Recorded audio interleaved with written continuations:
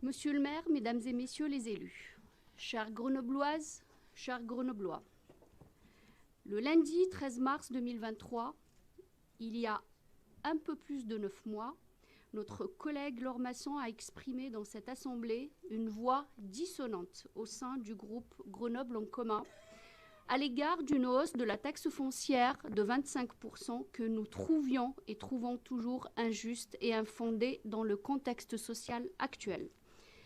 Ainsi, 38% de la population grenobloise est impactée par une hausse de fiscalité qui n'a changé en rien son quotidien. Comprenons-nous bien et disons-le avec clarté pour les grenobloises et les grenoblois. Il est vrai que l'inflation qui traverse l'ensemble de la société n'épargne pas les collectivités. Il est vrai aussi qu'une grande partie de la hausse des dépenses est due à des choix qui ne relèvent pas de la ville de Grenoble, à l'exemple de la hausse du point d'indice des fonctionnaires territoriaux, qui est la bienvenue dans le contexte social actuel pour nos agents. Dans un contexte d'inflation et de stagnation des dotations, la taxe foncière reste le seul levier fiscal pour les collectivités, a fortiori des communes, qui leur permet de faire face à des situations conjoncturelles particulièrement défavorables. Or, la taxe foncière est fondamentalement injuste.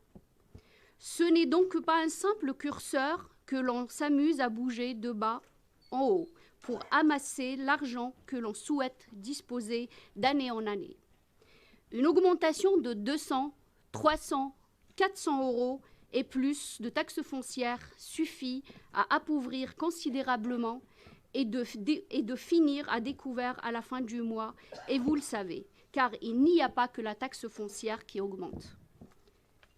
Nous nous interrogeons ainsi sur l'argumentaire curieux, si ce n'est effarant, qui justifie cette hausse de la fiscalité. Ce que vous appelez bouclier social et climatique n'est réalisé qu'à hauteur de 6 millions d'euros au lieu de 9 millions en 2023, ça a été dit maintes fois ici. Et une soi-disant relance des investissements et accélération des transitions qui tarde à démarrer. Avant toute chose, c'est l'impréparation qui est flagrante.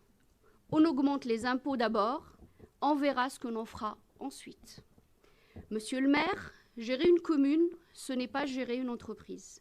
L'exécutif municipal n'est pas un comité d'entreprise exécutif. On y fait ce que l'on veut et on décide de ce que l'on veut. L'organe délibérant a son mot à dire, surtout dans un contexte où ce que l'on veut n'a pas été légitimé par les Grenobloises et les Grenoblois. Non, les Grenobloises et les Grenoblois n'ont pas voté pour une hausse de la taxe foncière, et encore moins lorsqu'elle est aussi massive. Non, les Grenobloises et les Grenoblois n'ont pas voté pour le burkini. Non, les Grenobloises et les Grenoblois n'ont pas voté non plus pour le soi-disant bouclier social et climatique. Nous demandons ainsi, encore aujourd'hui, la tenue d'une concertation auprès des Grenobloises et des Grenoblois afin de comprendre s'ils souhaitent ou non le maintien d'une fiscalité élevée avec les arguments que vous voudrez bien leur donner. Comprenez-le bien, si le peuple grenoblois avait accepté sans broncher cette hausse avec vos arguments, nous aurions été d'accord pour la soutenir par souci de démocratie et d'adhésion à leur volonté. C'est ce souci de démocratie que nous pensions partager avec vous au sein de Grenoble en commun.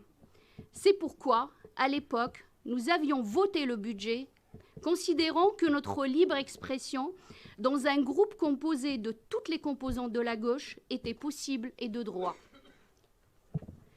Vous avez montré votre choix d'exclure les 7 élus de votre majorité, malgré le respect de leur part des règles internes du groupe, que la démocratie n'était pas une valeur qui vous est chère, et encore moins le droit des élus qui sont dans la majorité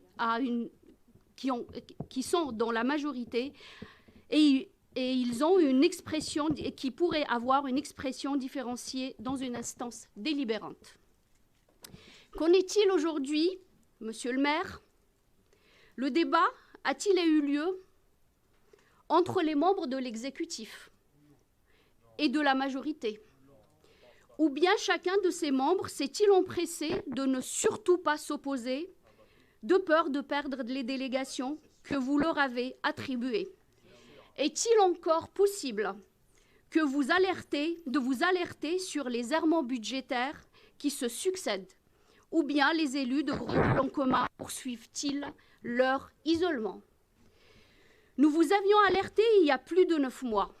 9 mois après, rien n'a changé, si ce n'est que la situation financière de la ville est incompréhensible et échappe à tout contrôle, malgré les 44 millions de recettes supplémentaires, les 47 millions d'emprunts supplémentaires afin d'équilibrer le budget, le renoncement à des investissements prévus pour finir l'incapacité à réaliser le fameux boulet et présumé bouclier social et climatique. Merci.